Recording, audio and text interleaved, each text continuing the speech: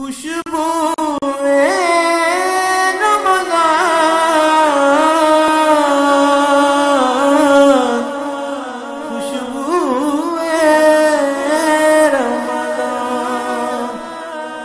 بار دیگر خوش آمدید ناظرین مکرم، آج آپ دیکھ رہے ہیں 12 رمضان المبارک کی یہ خوبصورت افطار ٹرانسمیشن خوشبو رمضان، جس میں ہوں آپ کا میزبان یاسر علی۔ ناظرین مکرم، آج کا ہمارا خوبصورت اور پاکیزہ اور یونیک موضوع جو ہے عظمت والدین مصطفیٰ کریم صلی اللہ تعالی علیہ وآلہ وسلم۔ وقفے میں مجھے ایک خوبصورت مہمان نے جوائن کیا ہے۔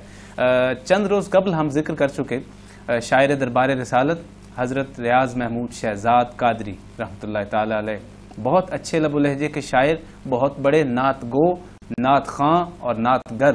ان کے ایک کافی کلاموں کی تعداد ہے، ان کے شاگردوں کی بڑی تعداد ہے، جو نبی کریم صلی اللہ تعالی علیہ وآلہ وسلم کے ذکر کے لیے انہوں نے خود کو وقف کر رکھا ہے۔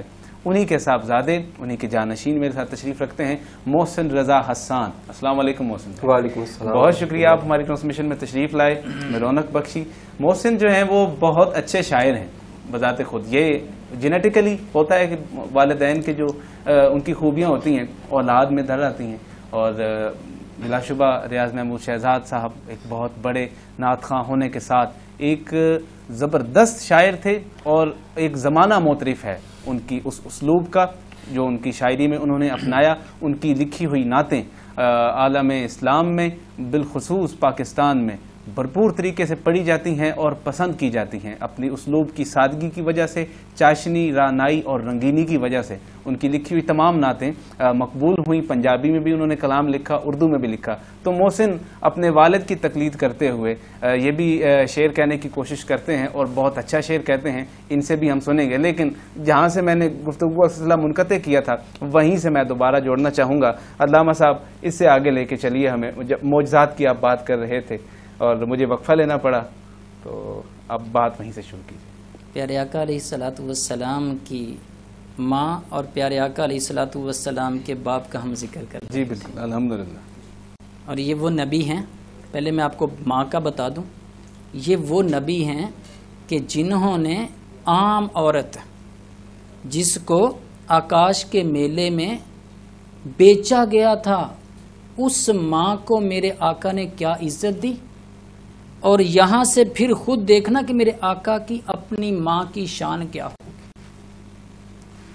حضور رحمت للعالمین صلی اللہ علیہ وآلہ وسلم نے صحابہ کو فرمایا، صحابہ نماز پڑھا کرو، رب جنت دے گا، روزہ رکھو، رب جنت دے گا، حج کرو، رب جنت دے گا، زکوٰۃ دو، رب جنت دے گا۔ صحابہ یہ عمل ہیں، جنت میں جانے والے اعمال ہیں، یہ کرو، رب جنت دے دے گا۔ جب صحابہ کو جنت کا لالچ پڑ گیا، بات بات پہ آ کے سوال کرتے ہیں، آقا یہ کام کروں تو جنت ملے گی، یہ کام کروں تو جنت ملے گی۔ فرمایا صحابہ یہ چھوٹے چھوٹے کام ہیں، فرمایا رستے میں سے پتھر ہٹا دو، رب جنت عطا کر دے گا۔ خالی صف میں جو جگہ ہے اسے پر کر دو، رب جنت عطا کر دے گا۔ صحابہ کو جنت کا مشتاق جب بنا دیا، ہر طرف سے صحابی رسول آ رہے ہیں، آقا جنت جنت۔ فرمایا لو پھر جنت چاہتے ہو تو میں تجھے بتا دوں، جنت تمہاری ماؤں کے قدموں کے نیچے ہے۔ سبحان اللہ۔ جنت تمہاری ماؤں کے قدموں کے نیچے ہے۔ جو نبی ایک عام عورت کے قدموں کے نیچے جنت رکھ سکتے ہیں، ان کی اپنی ماں کی شان کا عالم کیا ہوگا۔ یہاں میں آپ کو بتاؤں کہ پیارے آقا علیہ الصلوۃ والسلام آپ حج کے لیے تشریف لا رہے تھے 70,000 صحابہ کے جھرمٹ میں، تو فرمایا صحابہ آج رستہ تھوڑا سا چینج کر لیں، آج ابوا کے مقام کی طرف سے جاتے ہیں، وہاں میری ماں کی قبر ہے۔ حضور علیہ الصلوۃ والسلام نے صحابہ کو تھوڑا سا پیچھے ٹھہرایا، خود اپنی والدہ ماجدہ کی قبر انور پہ آ گئے، اور آقا علیہ الصلوۃ والسلام وہاں بیٹھ کر ماں سے کیا باتیں کی ہوں گی، یقیناً کی ہیں۔ جو نبی پتھروں سے باتیں کر سکتے ہیں، جو نبی درختوں سے باتیں کر سکتے ہیں، جو نبی جانوروں سے باتیں کر سکتے ہیں، یقیناً انہوں نے اپنی ماں سے بھی باتیں کی۔ واپس آئے تو آقا علیہ الصلوۃ والسلام باتیں کر کے آئے تھے نا, جدائی تھی نا, تو آنسو نکلے. صحابہ پوچھتے ہیں آقا بڑے پریشان ہیں. فرمایا یہ بڑی پیاری بات اور میں اپنے انداز سے بیان کر رہا ہوں اور امید کرتا ہوں کہ ناظرین کو سمجھ بھی آئے گی. فرمایا میں اپنی ماں سے باتیں کر کے آیا ہوں اور میں نے اللہ سے دعا مانگی تھی, اللہ سے عرض کی تھی مولا اپنی ماں کی بخشش کے لیے دعا کروں. تو فرمایا نہیں, ان کی بخشش کے لیے دعا نہیں کرنی. کیوں؟ اب آگے یہ جو کیوں ہے نا, یہاں سے میرے جملے شروع ہو رہے ہیں. کیوں ان کی اپنی والدہ کے لیے بخشش کی دعا کیوں نہیں کرنی؟ اس لیے کہ کل کو کوئی اٹھ کے یہ نہ کہے کہ نبی کی والدہ تو نبی کی دعا سے بخشی گئی ہیں, وہ تو پہلے ہی بخشی ہوئی تھی. کیا کہنے, وہ تو پہلے ہی بخشی ہوئی تھی. کوئی یہ نہ کہہ دے اٹھ کے کہ نبی نے دعا کی تھی. اور آگے بھی آپ کو بتا دوں, آج اگر کسی کا چھوٹا بچہ نابالغ بچہ فوت ہو جاتا ہے تو کوئی ہاتھوں کو اٹھا کے نہیں کہتا اے اللہ میرے اس بچے کو بخش دے, بلکہ یہی کہتے ہیں اے اللہ اس کے صدقے سے ہمیں بخش دے. اور آگے ایک اور بڑی بات کر دوں, آج اگر کوئی کہے گا, پوری دنیا کے مفتیان اعظام سے جا کے پوچھ لیجئے, اگر کوئی یہ کہہ دے کہ اے اللہ میرے نبی کو بخش دے تو وہ بندہ کافر ہو جائے گا.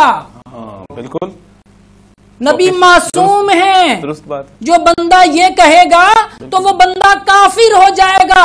تو اللہ پاک نے اپنے محبوب کو اس لیے دعا سے منع کیا, سونیا آپ کی والدہ تو بخشی ہوئی ہیں, ان کے صدقے سے جس کو بخشوانا ہے اس کے لیے ہاتھ اٹھائے, جس کے لیے ہاتھ اٹھانے. اور آپ کو ایک اور بات جو امام شامی رحمت اللہ تعالی علیہ نے لکھی, بڑی مزے کی بات ہے.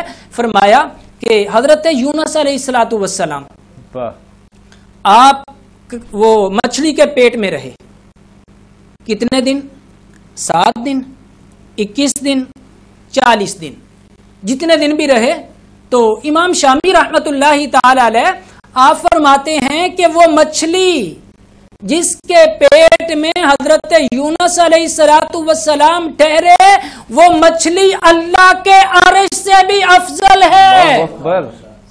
وہ مچھلی اللہ کے عرش سے بھی افضل ہے. یونس علیہ الصلوۃ والسلام کو جس نے اپنے پیٹ میں رکھا, تو جس پیٹ میں امام الانبیاء ٹھہرے, جس پیٹ میں اللہ کے حبیب ٹھہرے, جس پیٹ میں اللہ کے رسول ٹھہرے, جس پیٹ میں وما ارسلناک الا رحمت للعالمین والے نبی ٹھہرے, جس پیٹ میں یا ایھا المزمل ٹھہرے, جس پیٹ میں یا ایھا المدثر ٹھہرے, اس ماں کی شان اور عظمت کا اندازہ کون لگا سکتا؟ کیا کہنے, سبحان اللہ سبحان اللہ سبحان اللہ. واہ واہ, بہت خوب بہت خوب علامہ صاحب, بہت خوب. ایک بہت ہی مزیدار گفتگو چل رہی ہے. چلتے ہیں نعت رسول مقبول صلی اللہ علیہ وآلہ وسلم کی طرف. محمد عمیر سلطانی گلہائے عقیدت پیش کر رہے ہیں.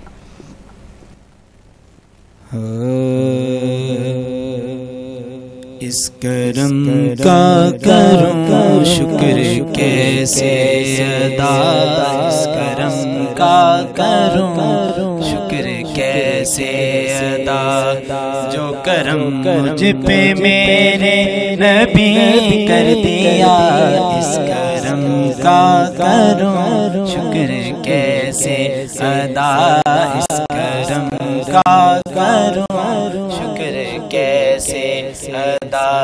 میں سجاتا تھا سرکار کی محفلیں, میں سجاتا تھا سرکار کی محفلیں, مجھ کو ہر غم سے رب نے بری کر دیا, اس کرم کا کروں شکر کیسے ادا, اس کرم کا کروں شکر کیسے ادا. سیدی یا رسول اللہ, سیدی یا حبیب اللہ, سیدی یا رسول اللہ, سیدی یا حبیب اللہ.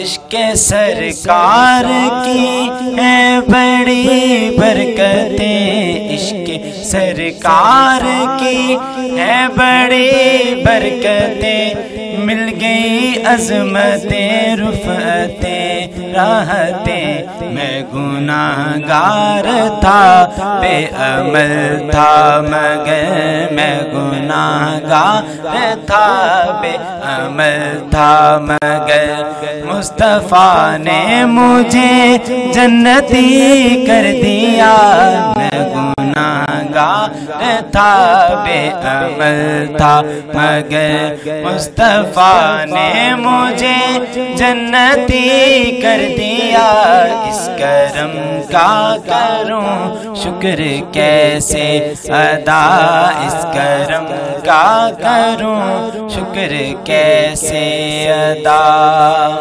اور لمحہ لمحہ ہے مجھ پر نبی کی عطا، دوستوں اور مانگوں میں مولا سے کیا، دوستوں اور مانگوں میں مولا سے کیا، کیا یہ کم ہے کہ میرے خدا نے مجھے، کیا یہ کم ہے کہ میرے خدا نے مجھے اپنے محبوب کا امتی کر دیا، کیا یہ کم ہے کہ میرے خدا نے مجھے اپنے محبوب کا امتی کر دیا، اس کرم کا کروں شکر کیسے ادا، اس کرم کا کروں شکر کیسے ادا۔